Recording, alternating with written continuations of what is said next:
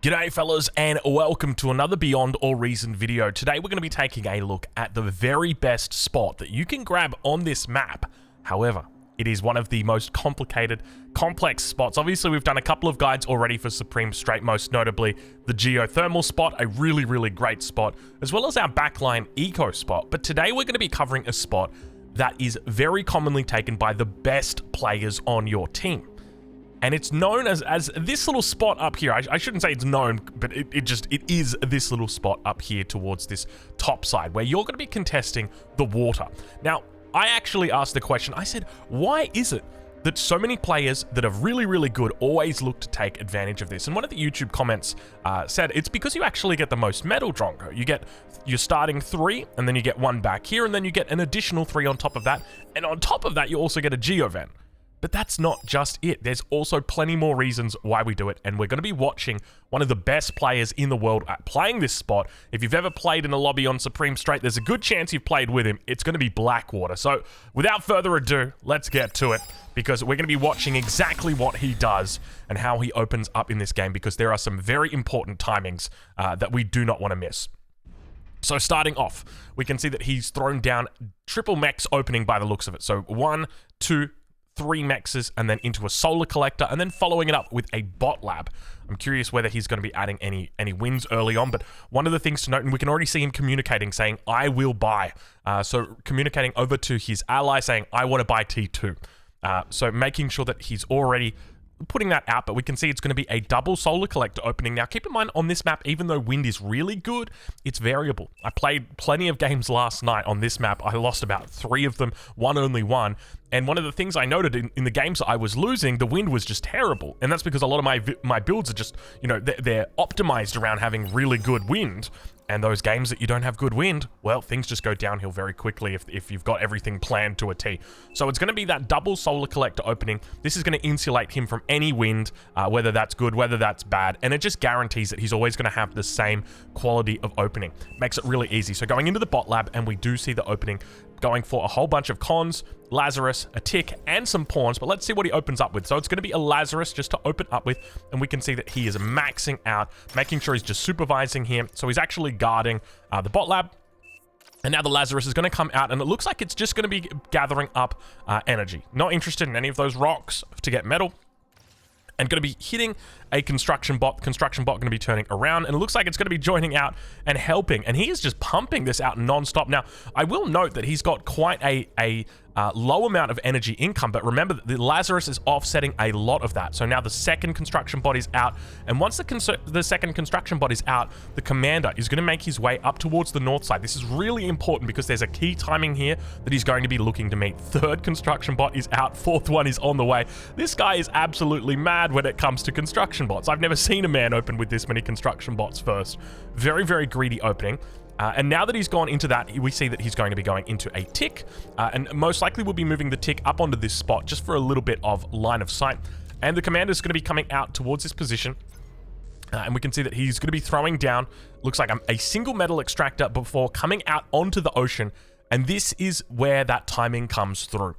So what he's looking for here is, keep in mind, down on this side, his ally has gone for a very quick water. Remember that this spawn here, if we just pause it quickly right now, there are 2 water spawns in this game.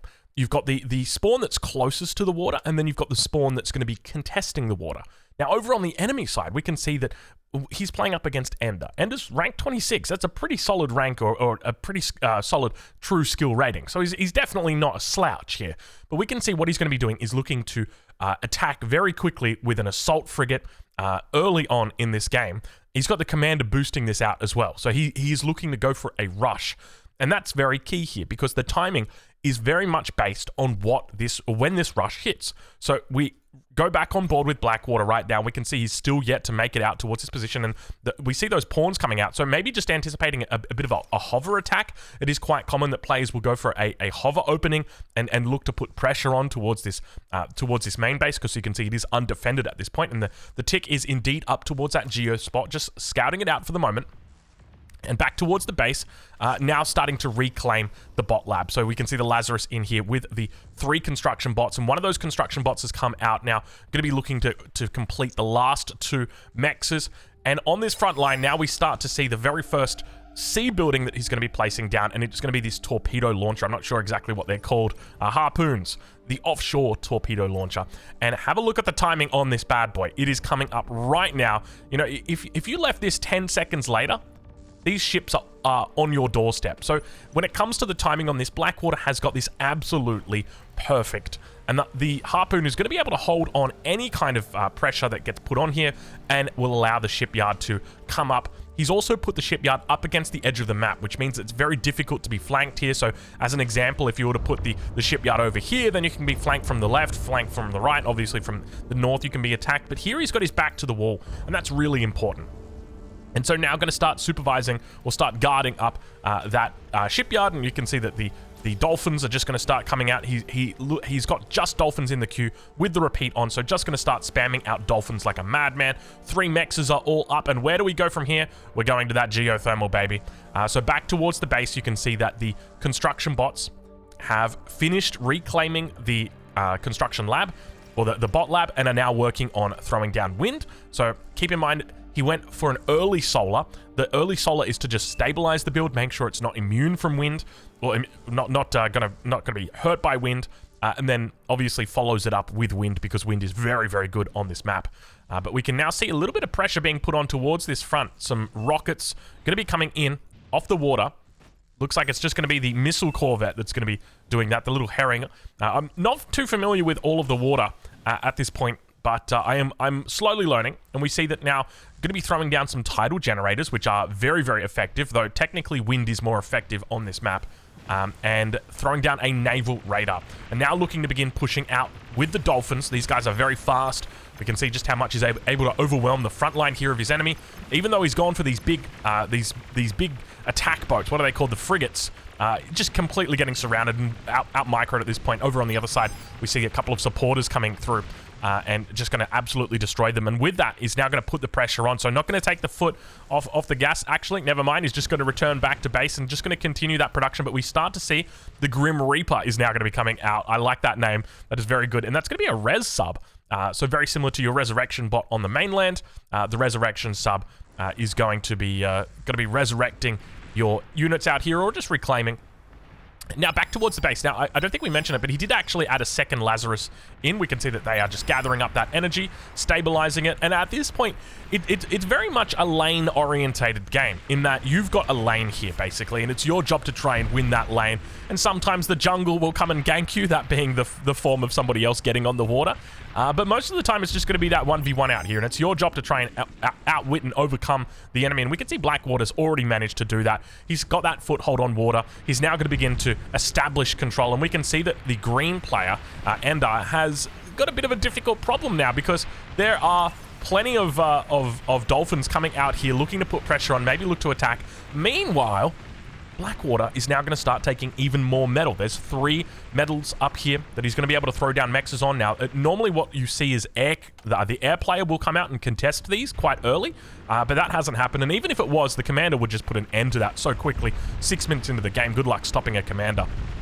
But now, back towards the center, we can see that the Grim Reaper's done a great job, and look at the metal that he's stacking up to 1,200 metal at this point. I'm curious exactly how he goes about spending it.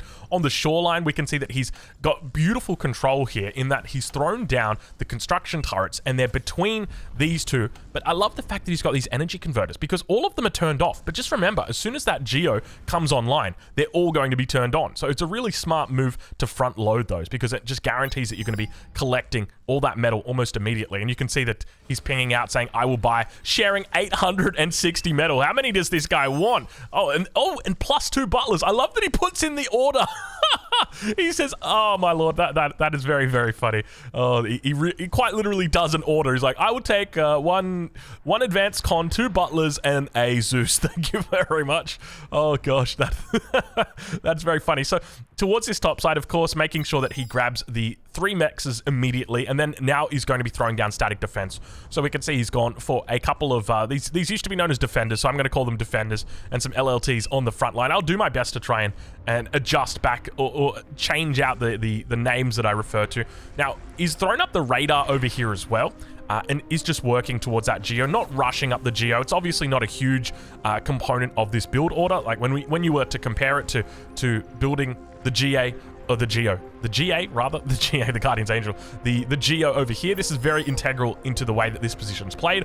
Whereas here it's a little bit more about establishing oneself on the open ocean and making sure that your foothold is there, because then the next part of your plan becomes securing this island, securing additional metal income, and then beginning to push out and challenge the rest of the metal that's in the ocean. So we can see right now that a little bit of chat going on about the middle here. Now remember, it is not your job to really help out with the middle, okay? You're focused on your own lane here. So if they're losing, it's up to it's up to Pink here, it's up to this gentleman here to make sure that they come forward and they bring some assistance, because on the other side you can see that there are indeed 3 players that are now beginning to push that front. So it's imperative that these two come online and wake up, because well, there's a little bit of trouble in paradise over here. Has he got? Yeah, he's got the advanced vehicle plant. So meanwhile, up towards the top, we got a comm drop coming out. Ender going for a bit of an attempt to deny this island from Blackwater, and we can see that immediately Blackwater looks to throw down some lasers, but look at this, he's already got the defense built up and prepared. Keep in mind that the commander update prevents the D-gun from happening. Just D-guns out absolutely everything. Blackwater trying to fall back, but he's going to come back into the laser turrets right now. The D-gun comes through. It's taking down all of these LLTs, but I don't know what the health is, and it looks like Ender's just overcommitted. Blackwater manages to survive, leaves the wreckage here, and that's only 1,250 metal you can see in the bottom left-hand corner, and immediately Blackwater throws down the triple mexes. Just how much damage was done, I don't think that was expected from Ender, and sacrifices the commander there. A big misplay from him to think that he could take on Blackwater in that position. Back towards the base of Blackwater, though. Let's have a look and see how he's going. So he's got that advanced construction bot. He's got the 2 butlers here to help out. I love that he's got the 2 butlers in as well. Not that you need speedy construction bots to help out, because the old man, well, yeah, as you guys know, he's particularly slow, but they've obviously got a really good build power, and that's why he's asked for them. And we can see that he's going to begin just converting all of these mexes into amexes. That's the real key here. So he's gone for the 1, 2, 3, 4, and then he'll move to the front, 5, 6, 7. He'll make sure he improves the geo, and then most likely we'll see a stalk come out, and he will bring it over to this island, and then get the advanced geo coming up here as well. That's what I expect to see. So we'll have to wait exactly how it goes down, but for the moment, back towards his base. Everything is just going to plan for him. He's starting to build up some significant presence out here on the ocean. We can see he's got the 2 Corsairs out, which are going to be your destroyers, good against submarines, or at least can deal with submarines. And then plenty of dolphins out here. Dolphin spam is a real key to playing the ocean. Now, if you're a core enjoyer, core is quite difficult to play on the water, just simply because the dolphin versus supporter matchup is not considered the easiest one. You can see right here, the light gunboats, the supporters, are going to be the, I guess, the opposite side of the dolphin, and it just makes it a little bit more difficult to play. So I would recommend, if you're looking at playing this position and mastering this position, that playing as the arm is definitely the right call.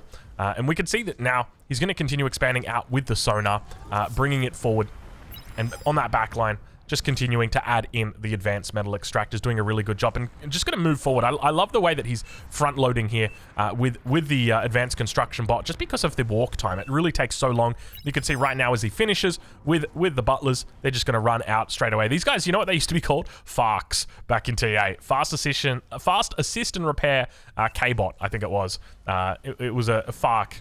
But anyway, up towards that top side, we can see that Blackwater is going to continue building up over here. So we've got the 3 nettles that have come down, as well as the sentries, and quite a front line for those sentries. And then behind that, he's just going to throw down a whole bunch of wind. Now, remember, wind is actually an incredibly efficient source of energy. One of the most, well, not one of the most, the most efficient source of energy in the game. Even more efficient than an APHIS. That is correct. However, it is variable, and that's on the condition that it is, you know, if you're maintaining 19 wind, I'd have to do my maths, but I'm pretty sure it's on par with an APHIS. So it really just comes down to how much space you've got.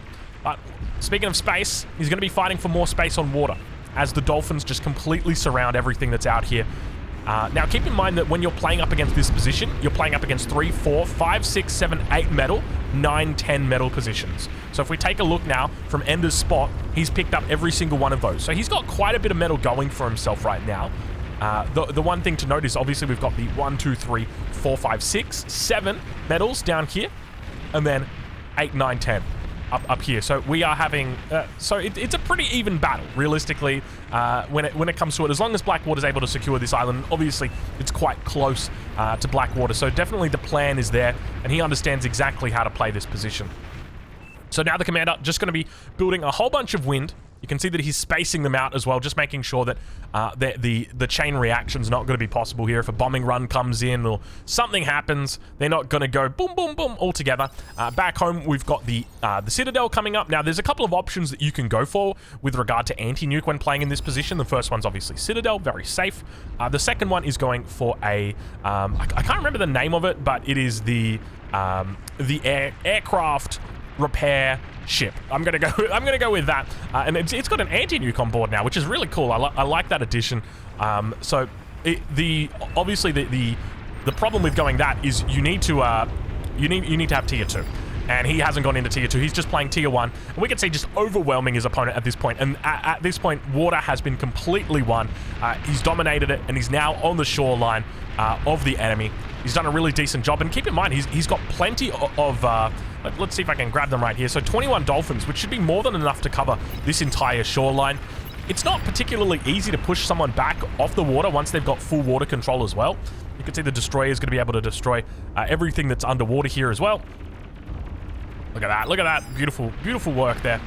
Now over towards the middle, we can see that he has started to take the metal extractors in the ocean. So harpoons have been thrown down. He's got the sonars that are coming in. So to clear out the enemy metal extractors, he puts the harpoon down, kills the metal extractor, and then takes his own. So now we can see that he's gone from the 10 mexes. So remember, he's got the 1, 2, 3, 4, 5, 6, 7, and then the 8, 9, 10 up here.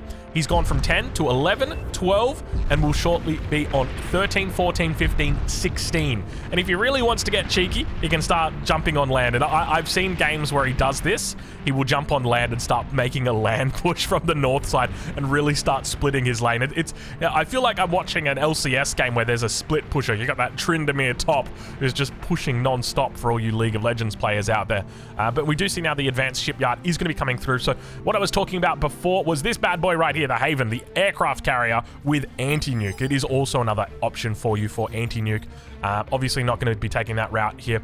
Now, one of the other things that we're going to be talking about shortly is what we normally see this space of land left for. And this is integral to carrying the game from this position. And it's something that you cannot ignore, because no matter what position you play on any single map, scaling is how you win your games. Now, we can see he's absolutely won his lane. He's completely destroyed it, but how does he convert this to a victory? That's the question that we're going to be looking to answer in this last part of the video. So we can see on land, these two construction bots have been doing the same thing that they've been tasked with since the 7th minute of the game. They've just been making wind. And this has continued to scale, obviously, with wind going up. He's got the energy storage, so he'll be safe from that. And wind goes down and it will be covered. But now, looking to try and convert that geo, we can see that the advanced construction bot is just on standby at the moment. We can see a bit of unit sharing going on. A vehicle plant is going down as well. I'm not sure what that is all about. But I would expect that he throws down a very quick aircraft plant and then just builds the... oh, never mind. There we go. He's got a skyhook. Where did you get a skyhook from? Did his ally build... Did his ally... Yeah, here we go. Oh, can I get a transport? There you go. Oh, I love the comments that you see from the spectators. Got high hopes for this guy. Marla's just chilling out in the base with all the solar collectors. Who wrote this? Get out of here. Oh gosh, we got no time for comedians here. So he brings the advanced construction bot over towards this island, which is definitely the correct play. And he's going to be hitting a whole bunch of blueprints on this, I'm expecting. Now, one thing to note is he doesn't have any constructions over here. So no construction turrets. Obviously, the commander can't place construction turrets. But look at this. We see advanced metal extractor. So 3 AMAXs thrown down and a Citadel thrown down. So he really wants to keep this island really a core part of his economy as well. And now we see on the shoreline, we've got some advanced solar collectors going to be going down. So a whole bunch of production has been thrown down. And now the next phase begins. So over on the water, he's going to start reclaiming the advanced shipyard. The main thing that he's looking for here is the construction sub. This is going to enable him to begin fusion. And fusion is where he begins to really start scaling. So typically when you're playing water, you've got access to that fusion, but you don't have access to the APHIS. So we can see right here, the naval fusion reactor, a bit more expensive, but it does produce more energy. So you'll be looking to put those down along the edge of the map just to try and keep them safe. A little bit of a pause right there. You can see OP pause thrown out. So the key here is that we're going to be looking to start scaling with that. And there's the first fusion now coming down. Now, keep in mind, he's going to be able to throw down advanced metal extractors out on the ocean, but it's pretty far away. And to be honest, it's something that you'd probably want to do a little bit later, just because realistically at this point, it's going to take you a long while to do that. And of course, it's something nice to work with. In fact, has he actually done it? Never mind. He's going straight into it right now. So I take that back. So the resources from doing this, we can see that the turtle's out. He's got the 3 voyages in here as well, so going to be helping out with that. So there you go. I didn't actually see that second one come out, so I figured he'd probably rebuild the lab and then go for it again, but I guess it just makes sense to get it out, get it done quickly. He's already gathered up steam here on the front, and interestingly not bunching, or not spreading all of these out, but bunching them all up together. I guess just still fearful that the enemy might look to come on the shore or come on the water. And now we can see that skyhook coming back. I'm going to be looking... What do we got here? Oh, is this why he went for the vehicle lab? So he went for a vehicle lab, and he's thrown down a whole bunch of mines. And they're not just any mines, they're heavy mines. So I suspect he's probably fearful of a counterattack coming through here, like maybe a big hover attack, maybe some tier 3 marauders coming through. And this is just a great way to prevent that from happening. I mean, good luck ever getting through that minefield. That is a lot of mines right there. And so we talked earlier about the fact that he was heading into fusion, and fusion allows him to begin scaling, but you don't have access to the APHIS out on the ocean, but you do have access to the APHIS on land, and we can see exactly what his plans are now. Now, keep in mind, you do have access to the naval advanced energy converter. So we can see right there, the naval AEC, which converts 650 energy into 11 metal per second. So not a bad little use of space right there. Good ratio. But now we're getting towards the final phase of this game. Seaplanes. Seaplanes. Now, I don't know exactly... I've seen the statistics for seaplanes, and they look comparable to your T2 of the advanced air. But I don't know exactly if that's a... I shouldn't say comparable. They look slightly worse than the T2. Let me turn that down, because we're starting to get some... we're starting to get some action in here now.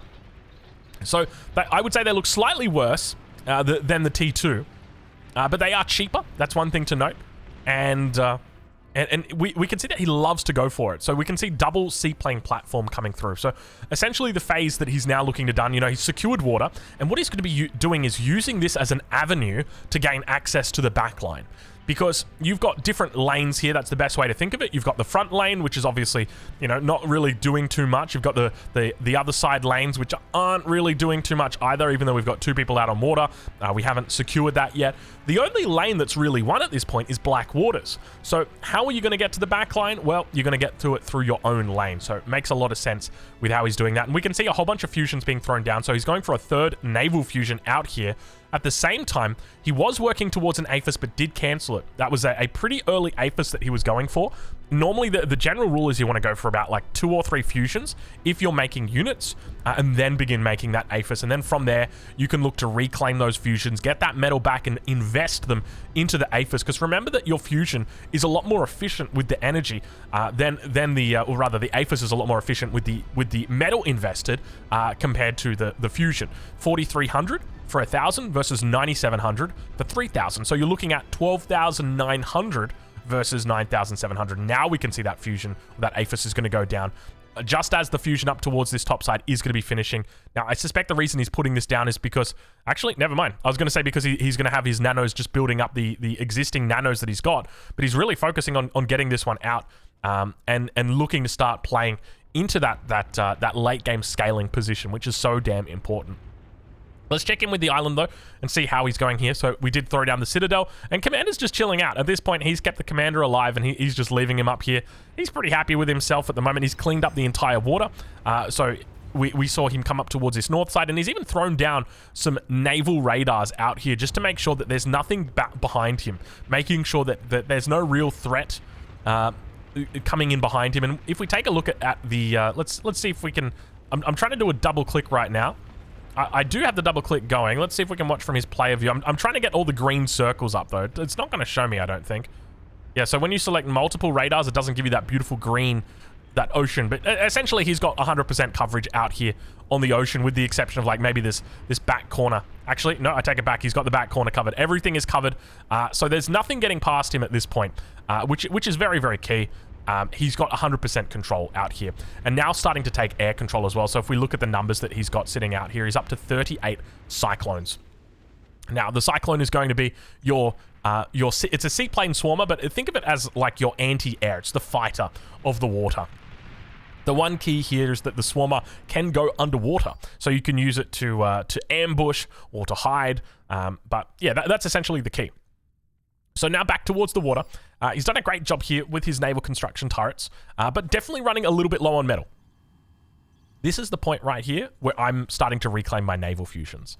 Reclaiming the naval fusions at this point makes a lot of sense, because realistically, it's providing about, you know, maybe somewhere around 15%, not even that, 12% of your total economy. And that where's my music? Come back here, music. Where did you go? Where's the music? Please don't stop the music. Okay, there we go. I think it's coming back in. There we go. There's the music. So now we can see he's also rebuilding that shipyard, and going to be looking for some T2. So remember, he made that shipyard earlier just to get the T2 subs out, and then goes into seaplanes. But now, you know what it is. It's time for those missile ships. If you've ever played along this shoreline, if you've ever played the front line, if you've ever played in this geo position, you have probably played against missile ships. They're not fun. They are not fun at all. Actually, no, never mind. He's just going into advanced construction, subbing 3 more voyages. Never mind. Never mind. I'm just gonna, instead of theorize about what we may see, I'm just gonna tell you what we do see instead. Anyway, APHIS on land has come up for him. So that's the first of the APHIS. Expect to see many APHISes. One of the key things here is we're looking to scale. We need to leverage all the metal that we've got here and make sure that we're doing something with it. And that is where we look to see Blackwater really try and take over this game. So I love the fact that he's still adding in more mines here, just on this front side, just to protect any avenue. You know what I'd love to see as well is mines down along here. That would be just be so funny, because there's always a threat that you get attacked from behind. I know for me, whenever I'm playing, so if I was playing on the enemy team and I wanted to attack them with marauders, this would be like the last place I would go. Just complete control on the water. The best place would be somewhere along here, so sending your marauders down along through this position and then coming out along here. But you can see that there's mines down here as well. So many mines coming out for this team. So plenty. Look, oh my god, look at all the mines. They are ready for the marauders. I tell you what, these are heavy mines back here. I tell you what, I gotta start making more mines, man. These are pretty damn cool. I like it. I like them a lot. All right, well, let's check in. So a whole bunch more naval nanos have gone down. We can see he's got the construction seaplanes out here. These guys back in the day, they used to be famous because they could build the most buildings out of any single unit in the game. You can see they've got so many things to choose from here when it comes to their options. Look at all of the labs they can build: hovercraft, naval hovercraft, amphibious complex. I didn't even know there's an amphibious complex. What does that build? Yeah, you can see it builds like bots as well as it builds everything that's amphibious. That's so cool. I've never seen that before. Oh gosh. All right, and you can see that Strata's saying that he loves the flagship.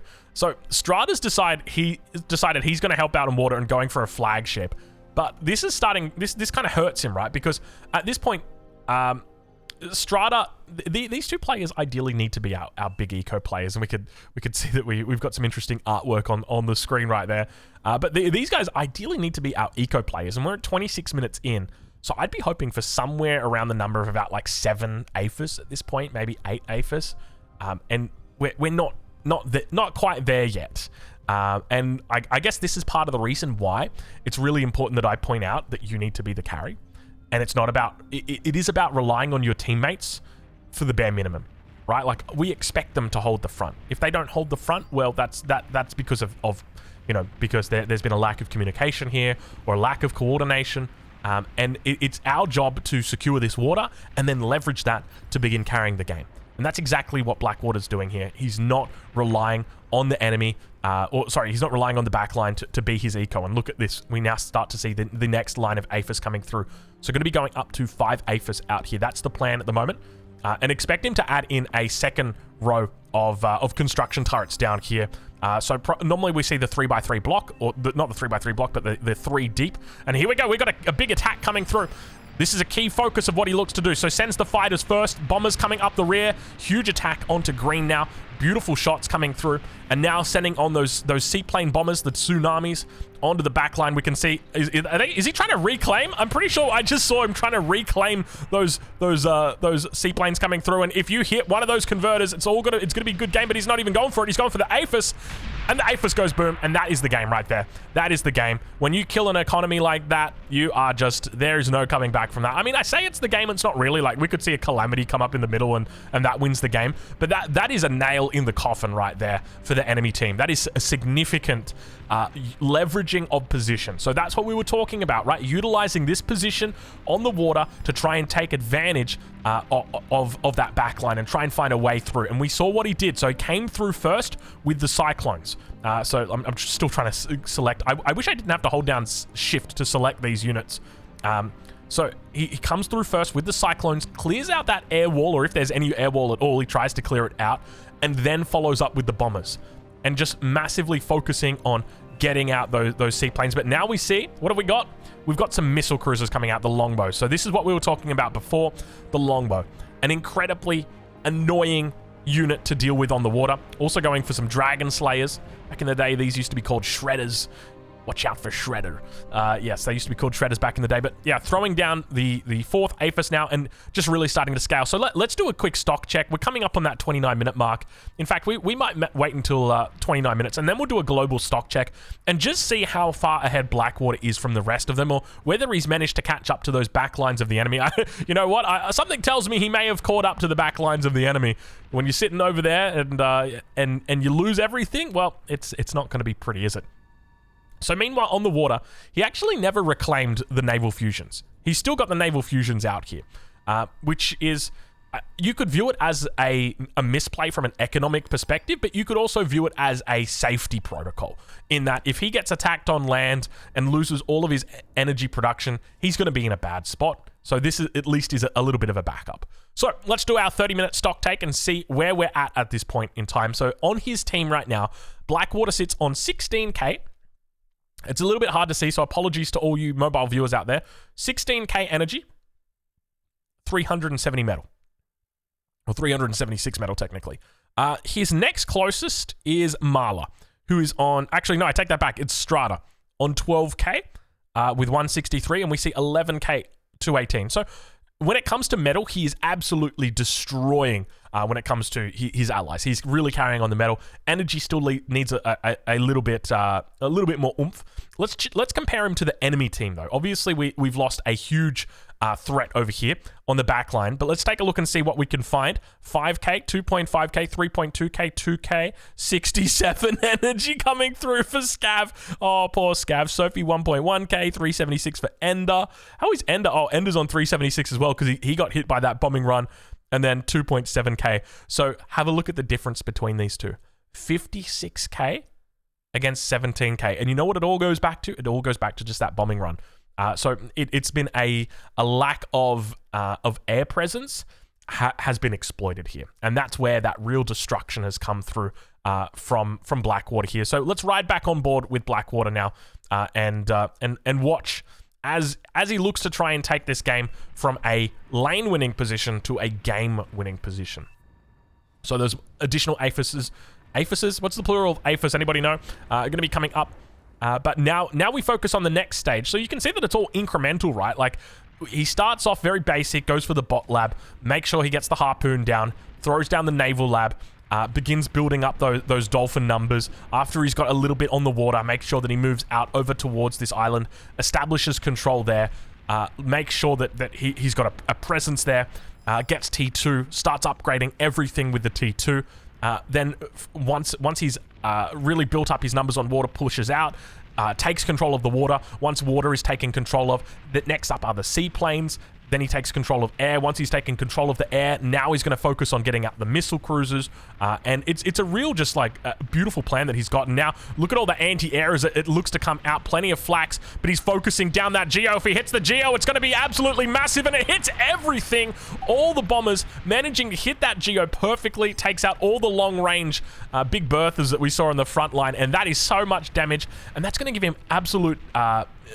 a huge avenue now, so he's utilized that air to be able to come through, because now his longbows are not going to be under threat of that long-range plasma cannon. Though we did just see something just... Was that the longbow just getting melted by there was something on the shoreline that just destroyed it, I think. But he's going to begin shelling onto that shoreline. And hold on a minute, look, take a look at this. I just realized we've got the double flagship down here just shelling everything, but it's all bouncing off the shield up here and looking to come through. So it looks like Strait are going to be doing a bit of carrying from that South Sea as well, looking for a bit of a wind condition through the flagships. And now let's head over. We'll check out on the base and see how he's doing. And there we have, so more nanos getting thrown down, exactly as we suspected. And you can see he's got the 3 wide on the advanced fusions, just to make sure that he can fill this all up. So you can see he's gone 3, 6, or he's up to 5 here, so that'll be 6 and then 7. So up to 21 APHIS he'll be able to fit in this little block here, which is a significant amount. I mean, that's more than 60,000 energy. That is enough to start thinking about a Ragnarok. That is really enough. It's pretty much all you'll need for the rest of the game. But I mean, realistically, we still want to always be scaling. But it's definitely future-proofing a lot of what he needs to do. Looks like Commander is going to go down here. Bit of a comm bomb. I don't know if that was an intentional thing, but Rebel Node going to be losing out his commander there. But we do see on the shoreline a whole bunch of hounds going to be coming out and looking to meet these naval units, but safely. From the backside, we see the missile cruisers still firing off all of their missiles down and hitting some ally units. Espanol's fleas, unfortunately, or ticks, rather, getting taken out here. And look at the range on these units. If we have a look here, you can see how far these things are able to shoot. It's crazy. When these come in onto the shoreline, they can hit so far back here. But at this point, it's looking really solid, right? Like, the front line has begun to cave. He's managed to hit the back line. It's just been absolute destruction from Blackwater. He's done a great job in carrying this game from his lane, and that's what's really key here. He has not relied on his allies. All he's asked for is a stalemate, and I think that's the best you can ask for. Look, I don't want my allies to win their lanes and absolutely destroy them the same way that Blackwater has done here. All I ask is that you hold. And that can be difficult, right? Because often you will have skill mismatches. So there are going to be times that you need to support. But fortunately for today, Blackwater's been really able to leverage his skill in the top lane here. And we can now see, look at the damage that's going to be coming out here. All of these missile ships just throwing down these missiles. We'll get rid of the fog of war so we can see the amount of damage that they're doing as they split at their peak and begin to come through. And a whole bunch of tanks here just going to be going the way of the Dodo.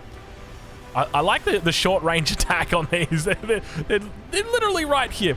Look at the Paladin wreckages as well. That's really cool to be able to see them. It looks like they're right there, doesn't it? But now those missile ships looking to unfold upon the bases on the front line. More and more grunts going to be, pawns going to be coming through. And at this point, we're entering the end game. This really is the end game here for Blackwater.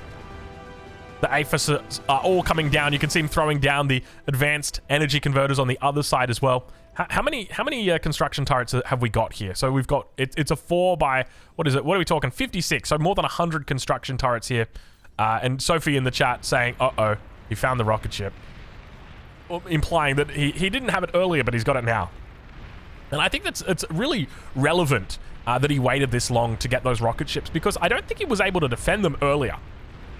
Whereas now, take a look at the numbers that he's got to defend this. So when it comes to his air, we're talking about 173 Cyclones out here. This is a huge amount of anti-air that he's got out here. He'll be able to completely clean up any air threat that his enemy's got. And really just looking to try and keep air control here. And we'll be able to start utilizing bombers. And we can see them now coming out. The tsunamis now going to be coming out, and these are going to be your game-ending tsunamis for sure. But another thing to note is he's also going into T3, so definitely feeling like he's doing quite a lot. He's going for a huge economic scale, which is really important. He's focusing on the sea. He's got the water under control and beginning to shell the enemy with his longbows. Now, one thing to note is he hasn't gone for a flagship yet. He could have gone for a flagship, but this is an expensive investment. Compare that to the missile cruiser, right? You're talking about 5 missile cruisers, 10,000 versus almost double that in the Epoch. And the missile cruisers are going to be able to achieve a similar result here. The idea is that they want to stay back, they want to be safe, and they just want to be able to shell that front line. I mean, realistically, you can come up here with your Epoch and start to clear this out, but that's just something that, you know, can easily be done here. And we can see the Resign now coming through for Rebel Node's team, and that's going to be it, ladies and gentlemen.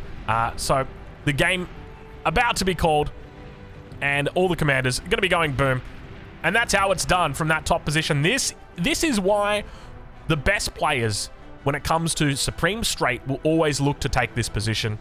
One of the greatest, most powerful positions that you can find when it comes to Beyond All Reason is in this top lane. And we can see right here, Blackwater, by far, producing the most resources, destroying the most enemies, or enemy resource production. And let's just pause the game now and take a look at the statistics at the end of the game. So we can see that Blackwater managed to produce 16.8 million energy.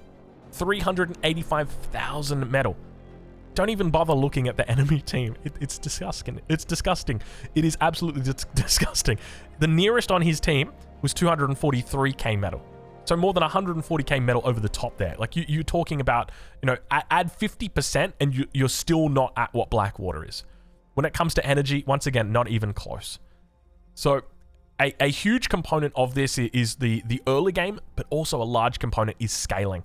Always making sure that we've got that huge economy behind, and you can see that Blackwater has done an incredible job here. We didn't see, you don't see any overflow. As I mentioned in another video, I'd love to see the overflow statistic in here in addition to like excess metal. I don't think excess metal is really that relevant in team games. I'd love to see metal overflow.